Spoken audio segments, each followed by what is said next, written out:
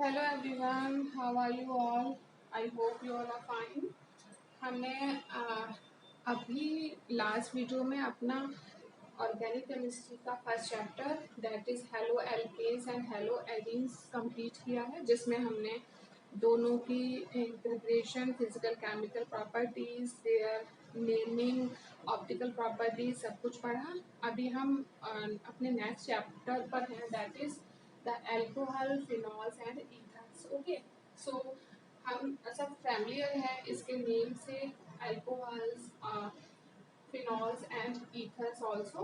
Okay, now when we just have the idea about them, when we just remove the one hydrogen atom from an alkyl group and the hydroxyl group is attached in place of that hydrogen, then it become the alcohols or phenols. Okay, so we will see that suppose we have the CS3, uh, CS3.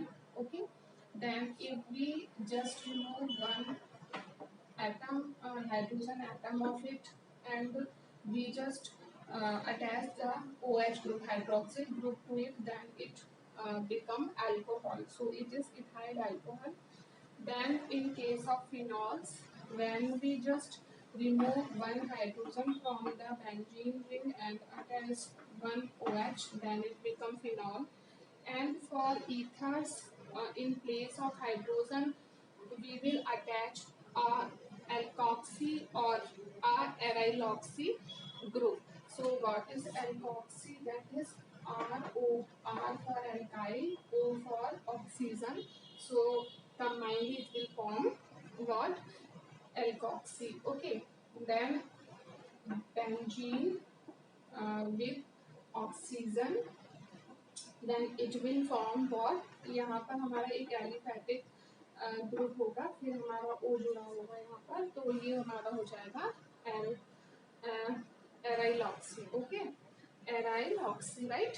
तो ये हमारा introduction है किसका, alcohol, phenol और ether का। इनके हमारे daily purposes में अभी हम इनको यूज़ करते हैं। एल्कोहल भी लोग मेडिसिन वगैरह में यूज़ होता है, ड्रिंकिंग पर्पज से भी लोग यूज़ करते हैं। phenols also we know, phenol and the ethers which also used in a perfume industry also. तो ये हमारे केमिकल कंपाउंड हैं जिनकी कुछ जनरल एप्लीकेशंस भी होती हैं। ठीक है, अब हम चलेंगे सीधा क्लासिफिकेशन ऑफ एल्कोहल्स की तरफ। ठीक है, classification of alcohols and phenols. तो इसकी हम ब्रॉडली 3 कैटेगरीज में क्लासिफिकेशन करेंगे और उसकी भी कुछ सब कैटेगरीज हो सकती हैं। तो वो 3 कैटेगरी जो है, पहला बेसिस हमको लेना है। The first basis for classification we will take how many number of hydroxyl groups are attached to a benzene ring और is with the aliphatic carbon chain. So first basic depend on the number of hydroxyl group attached. Okay, पहला जो classification का basis होगा ये होगा। Second जो basis होगा classification का वो होगा that hydroxyl group is attached to the sp3 hybridized carbon atom। और थर्ड कैटेगरी में लेंगे हम that hydroxyl group is attached to the sp2 hybridized carbon। Okay, तो सेकेंड में लेंगे हम वो क्लासिफिकेशन जिसमें OH जो हाइड्रोक्सिल ग्रुप है हमारा वो sp3 हाइब्रिडाइज्ड कार्बन एटम्स के साथ क्या है, अटैच्ड है। ओके, और तीसरे में वो sp2 हाइब्रिडाइज्ड कार्बन एटम के साथ अटैच्ड है, राइट। तो हम सबसे पहले इससे स्टार्ट कर लेते हैं। यहाँ पर that is number of hydroxyl group attached. तो सपोज हम ये लेते हैं CS3 OH, राइट, और CH2 यहाँ पर हम OH ग्रुप लगा देते हैं। उसके बाद हम ले लेते हैं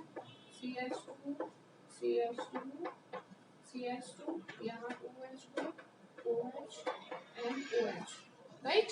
नेक्स्ट हम फिनॉल्स के लिए अगर लें तो हमने यहाँ पर एक OH ग्रुप को अटैच किया, सेकेंड में हमने यहाँ और यहाँ कर दिया, और थर्ड कैटेगरी में हमने इसको para, then ortho and then again para हमने यहाँ पर अटैच कर दिया, ठीक है।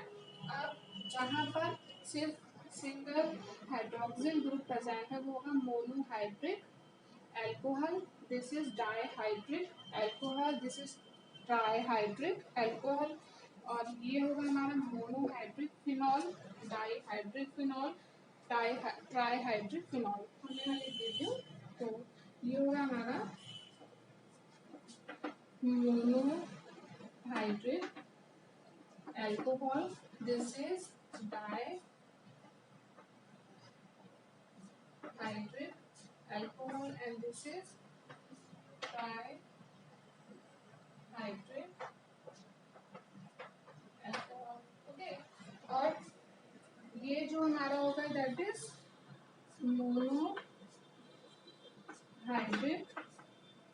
फिनॉल, और ये dihydrate phenol, this is trihydrate phenol, ठीक है।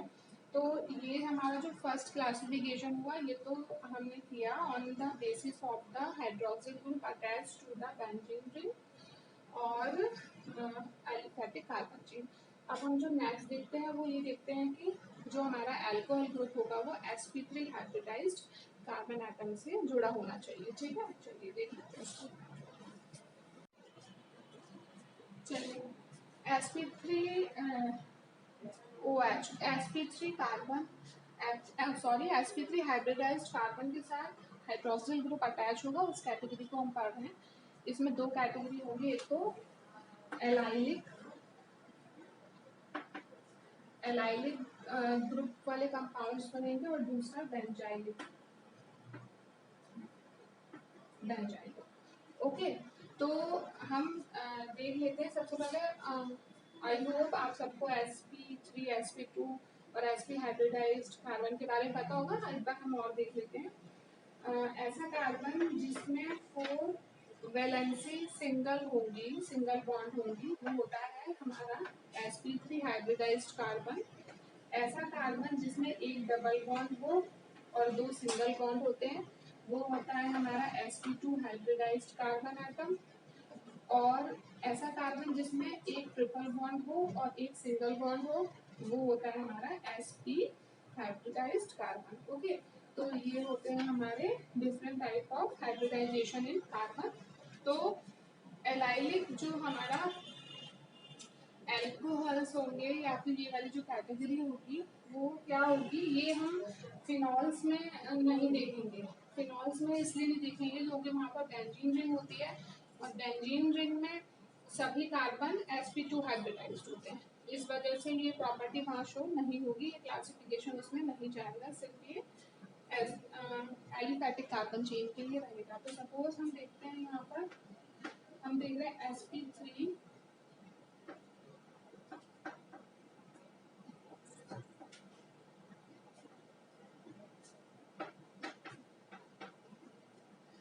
अब देखिए हमारा ये एलाइलिक ग्रुप हुआ, क्यों हुआ, इसमें ये कंडीशन है कि जो फंक्शनल ग्रुप है दैट इज हाइड्रोक्सिल ग्रुप, ये तो sp3 हाइब्रिडाइज्ड कार्बन से अटैच होना चाहिए। तो ये sp3 हाइब्रिडाइज्ड है, 2 वैलेंसी सिंगल लिया है और ये 2 हाइड्रोजन। अगर हम इसको ऐसे कर दें तो ये हमारा हो जाएगा sp3 हाइब्रिडाइज्ड कार्बन एटम। और ये sp3 हाइब्रिडाइज्ड जो कार्बन एटम है ना, ये sp2 हाइब्रिडाइज्ड कार्बन एटम से ही अटैच होना चाहिए। ये इसका क्या है, कंडीशन है, ठीक है, तभी ये एलाइलिक ग्रुप होगा। तो जब हमारा hydroxyl group functional group sp3 hybridised carbon के साथ अटैच हो, और वो sp3 हाइब्रिडाइज्ड जो कार्बन एटम है वो sp2 हाइब्रिडाइज्ड कार्बन एटम के साथ अटैच होता है, क्योंकि ये क्या है हमारा, ये है sp2 हाइब्रिडाइज्ड। तो ऐसे ग्रुप को हम क्या बोलते हैं, एलाइलिक ग्रुप बोलते हैं, ठीक है। अब आइए बेंजाइलिक पर। बेंजाइलिक ग्रुप में क्या होता है, हमारा बेंजीन रिंग तो होगा, बट हम OH ग्रुप को बेंजीन रिंग के साथ नहीं अटैच करेंगे, यहाँ पर हम लेंगे CH2 और यहाँ पर OH। तो ये एटम तो हमारा sp3 हाइब्रिडाइज्ड है, दिस इज sp3 हाइब्रिडाइज्ड, लेकिन वी नो बेंजीन के सभी कार्बन sp2 हाइब्रिडाइज्ड होते हैं, तो जिस कार्बन से अटैच है वो कैसा होगा, वो होगा हमारा sp2 हाइब्रिडाइज्ड, क्योंकि इसके सभी कार्बन कैसे हैं, सारे के सारे sp2 हाइब्रिडाइज्ड ही हैं इसलिए, ठीक है। तो ये हमारा क्या होगा, बेंजाइलिक ग्रुप, ठीक है। तो ये दो कैटेगरी हमारी किसके अंदर में बनी, ये तब बनी जब हमारा OH group hydroxyl group sp3 hybridised carbon atom के साथ अटैच है, तब हमारी दो कैटेगरी हमें मिलेंगी, सब कैटेगरीज, एक तो एलाइलिक और एक बेंजाइलिक। अब हम नेक्स्ट देख लेते हैं, ओके। जब the hydroxyl group when attached to the sp2 hybridized carbon atom, then two sub categories are generated classification के लिए, that is first one is arylic alcohol, that is for the benzene ring, and second one is vinylic alcohol, that is for the unsaturated hydrocarbon chain, okay। तो हम इसे देख लेते हैं, क्योंकि ये बेंजीन रिंग में जो हमारे सभी कार्बन एटम्स होते हैं वो कैसे होते हैं, वो होते हैं हमारे sp2 हाइब्रिडाइज, तो OH ग्रुप डायरेक्टली इससे अटैच हो जाएगा, और यहाँ विनाइलिक में हम लेते हैं CH3 CH double bond OH। तो ये जो हमारा कार्बन एटम है ये एक डबल बॉन्ड के साथ यहाँ पर अटैच है, तो ये हमारा sp2 हाइब्रिडाइज्ड कार्बन एटम हुआ, ठीक है। तो ये हमारा क्या हो जाएगा, this will be our vinylic alcohols, और इसी sp2 हाइब्रिडाइज्ड कार्बन एटम के साथ हमारा कौन अटैच्ड है, फिनॉल अटैच है, ओके। तो ये हमारा विनाइलिक अल्कोहल्स हो गया और ये हमारा एराइलिक अल्कोहल्स हो गए, ठीक है। अब हम नेक्स्ट देखते हैं अपना टॉपिक। नाउ अल्कोहल्स को हम प्राइमरी, सेकेंडरी और टर्शियरी अल्कोहल्स में क्लासिफाई कर सकते हैं, जिसको हम 1 डिग्री 2 डिग्री और 3 डिग्री अल्कोहल बोलते हैं, हम उसको देख लेते हैं, ठीक है। So what is the primary alcohol, secondary and tertiary alcohol. So when जब किसी कार्बन एटम के साथ डायरेक्टली जिसके साथ फंक्शनल ग्रुप अटैच होना चाहिए, वो कार्बन अटैच हो एक एल्काइल ग्रुप से, और ये एल्काइल ग्रुप एक लॉन्ग एलिफेटिक चेन भी हो सकती है, और ये एक छोटा सा एल्काइल ग्रुप भी हो सकता है, कुछ भी हो सकता है, ठीक है। तो जब ये कार्बन एटम अटैच रहता है किसी एल्काइल ग्रुप से और बाकी की दो वैलेंसी कार्बन की हाइड्रोजन से सेटिस्फाई होती हैं, तब उसको हम क्या बोलते हैं, 1 डिग्री कार्बन अल्कोहल या फिर प्राइमरी अल्कोहल बोला जाता है, ठीक है।